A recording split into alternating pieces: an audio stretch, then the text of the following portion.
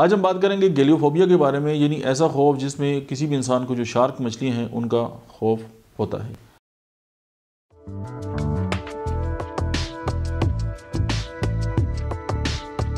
मेरा नाम डॉक्टर अहमद इजाज़ है और मैं सिमिली ओमी क्लिनिक से बड़वाल से आपसे मुखातब हूँ। आज हम जो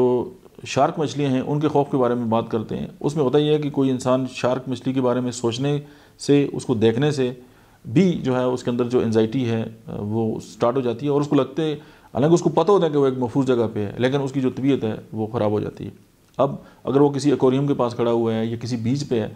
मतलब अगर किसी इंसान ने भी अगर कोई ऐसी मूवी देखी है और उस मूवी के अंदर उसने देखा है कि शार्क मछली जो है वो बड़ी रिवेंजफुल होती है और उसने अपना जो इंतकाम ले लिया किसी से, या उसने काट लिया या किसी इंसान को जो है वो नुकसान पहुंचाया, और वो बात जो है उसके जहन में बैठ जाती है और ये समझते हैं कि यार किसी झील में या किसी दरिया के अंदर जो है वो चूँकि शार्क मछली होती है तो वो उसको नुकसान पहुंचाती है, और अगर बीच के मतलब किसी बीच के किनारे अगर है वो है तो उसको ये खौफ जो है वो लाग हो जाएगा, या कोई इस तरह का वो मंजर देखेगा किसी टीवी में तो फिर उसकी हालत जो है वो गैर हो जाएगी। या कोई ऐसा इंसान है कि अगर उसको किसी ने शार्क मछली ने काटा है और वो उसके बाद सर्वाइव कर गया है तो उसके बाद सारी ज़िंदगी उसके जहन पे एक बात सवार होती है कि शार्क मछली जो है उसके अंदर उससे खौफ पैदा हो जाएगा।